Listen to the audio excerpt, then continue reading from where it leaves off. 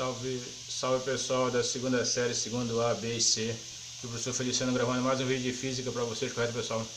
Então dando continuidade ao nosso estudo sobre termodinâmica, né? Estudo do calor.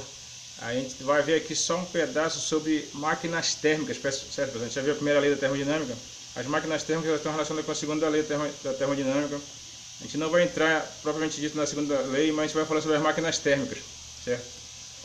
A primeira máquina térmica que revolucionou, né, o mundo foi a máquina de Watt, certo? Que ele apresentou aproximadamente em 1770, né?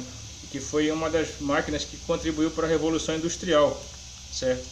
Ela se baseava mais ou menos nesse esquema aqui, ó. Tinha uma caldeira onde a água era aquecida, esse vapor de água entrava por esse tubo aqui e levantava esse pistão, certo?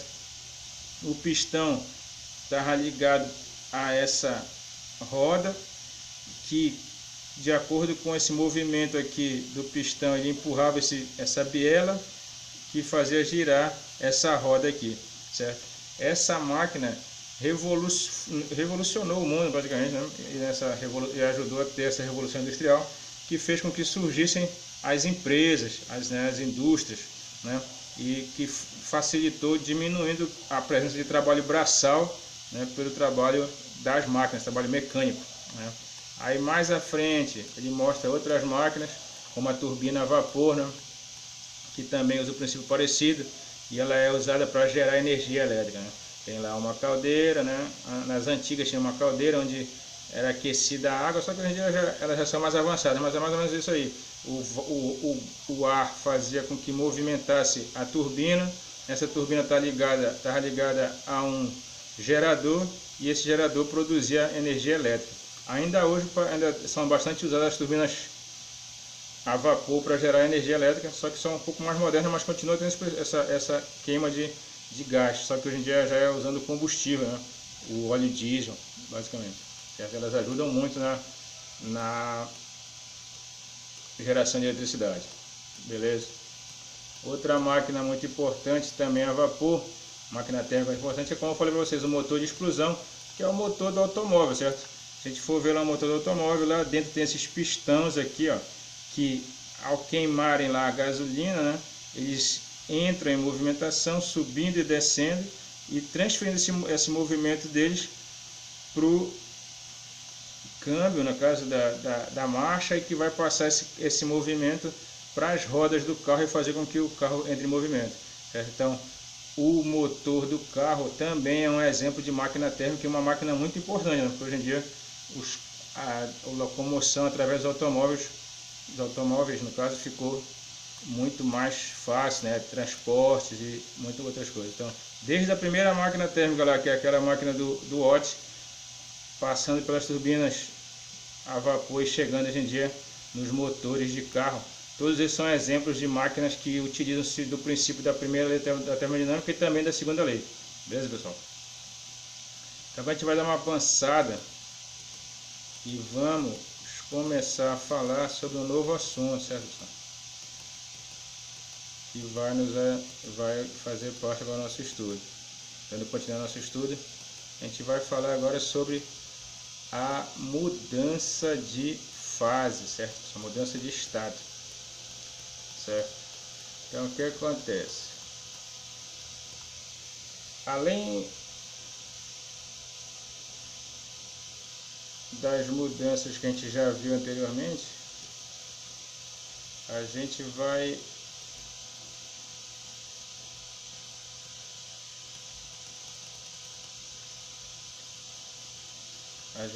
estar vendo o seguinte: além das mudanças de estado que podem ocorrer com uma substância e que vamos estudar a seguir, podemos comparar a distribuição e a separação dos átomos ou moléculas nos 4 estados, certo?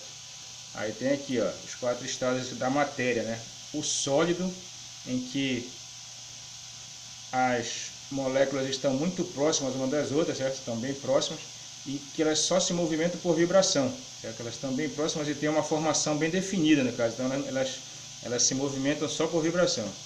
Já aqui no estado líquido, as moléculas podem vibrar e trocar de lugar uma com as outras. Então elas já estão um pouco mais separadas e elas se reorganizam de acordo com a força que é feita sobre elas, né? Pode ver que o líquido ele se adapta ao recipiente que ele é colocado, certo? No gasoso, as moléculas estão bem separadas, né? E se movem em alta velocidade. E ainda tem um quarto estado, que é o estado de plasma, no qual se formam íons positivos e íons negativos, certo? Que geram esse estado. Por exemplo, o Sol ele está no estado de plasma, é uma estrela incandescente. Ele tem, o estado do Sol não é nem sólido, nem líquido, nem gasoso. Ele está no estado de plasma, certo? Aí a gente vai verificar que existem as mudanças de estado, certo? Esse é o nosso novo assunto, ainda relacionado com calor, só que agora chegando aqui na mudança de estado.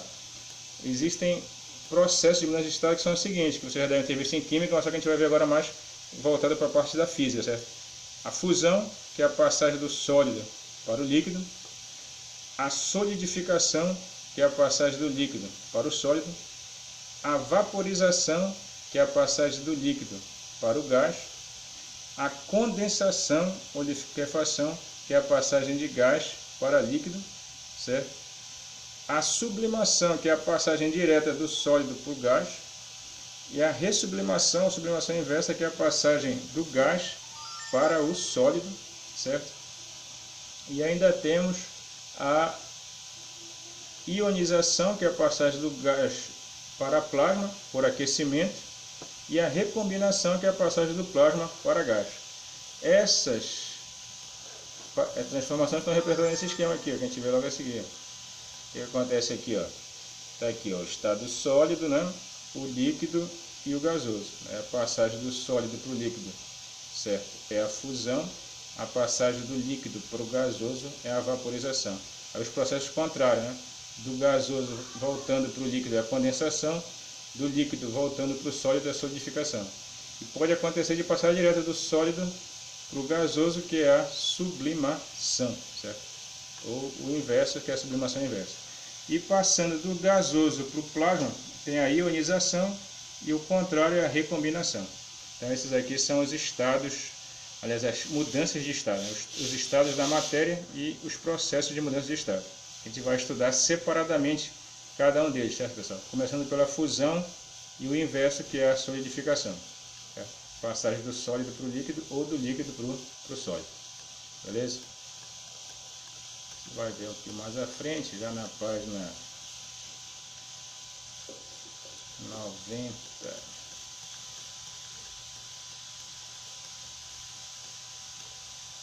97, a fusão e solidificação, certo? O que vem a ser a fusão? A fusão é a passagem do estado sólido para o líquido, né? Em que uma determinada substância, ao receber calor, chegando a uma determinada situação de temperatura, ela começa a mudar do estado sólido para o estado líquido, né? O estado sólido, que tem as partículas bem organizadas, ele passa para o estado líquido, onde elas ficam desorganizadas, um pouco mais desorganizadas e um pouco mais separadas uma da outra. Beleza? Para que isso aconteça, é preciso que a substância receba o quê?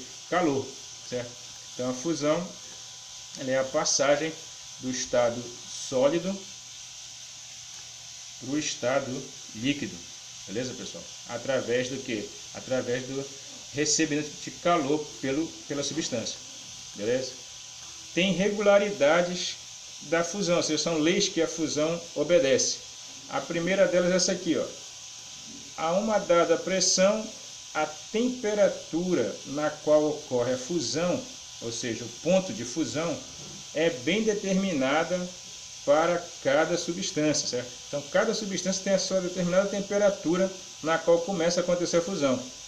Por exemplo, quando submetidos a 1 atm, ou seja, uma pressão de 1 atm, que é a pressão normal de uma atmosfera, o gelo se funde a 0 graus Celsius, ou seja, o gelo, que é a água em estado sólido, ele só começa a derreter se ele está nessa temperatura de 0 graus Celsius. Esse aqui é o ponto de fusão do gelo.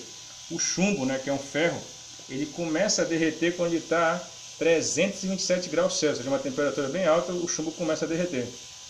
O mercúrio, quando ele está a menos 39 graus Celsius, de uma temperatura baixa, o mercúrio já começa a sofrer fusão. Beleza, pessoal? Então essa é a primeira regularidade. a temperatura de fusão é bem determinada para cada substância, certo?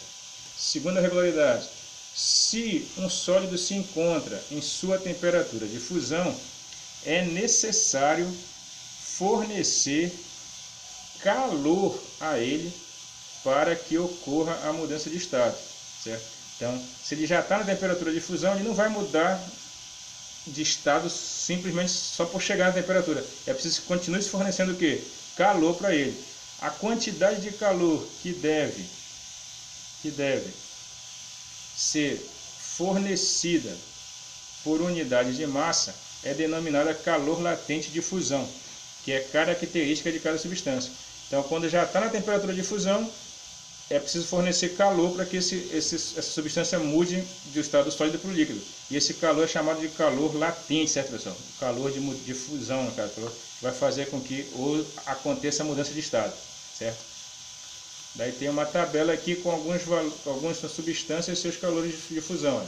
A platina, por exemplo, ela só sofre fusão quando ela chega a 1775 graus, certo?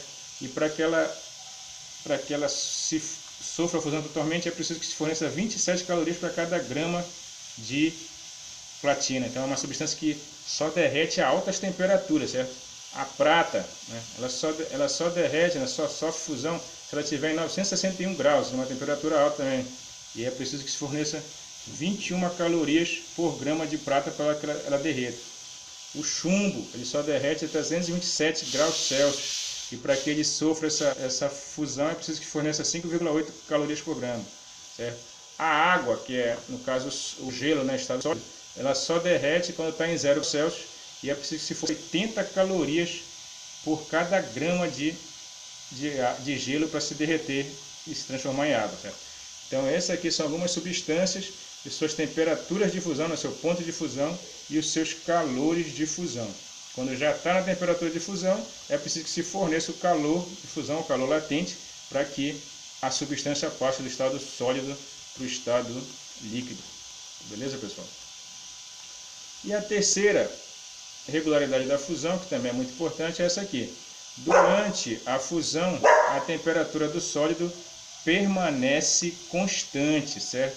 Então, o que acontece? Enquanto está sofrendo a mudança de estado, a temperatura não muda. Então, ele mostra aqui que se tu tiver 327 graus Celsius de chumbo, né, no estado sólido, quando ele acabar de derreter, o líquido que vai estar lá também vai estar a quanto? A 327 graus Celsius. Porque durante todo o processo de fusão, o calor que ele recebe não faz com que a temperatura dele aumente, só faz com que as partículas se separem mais e ele passe do estado sólido para o estado líquido. Beleza, pessoal?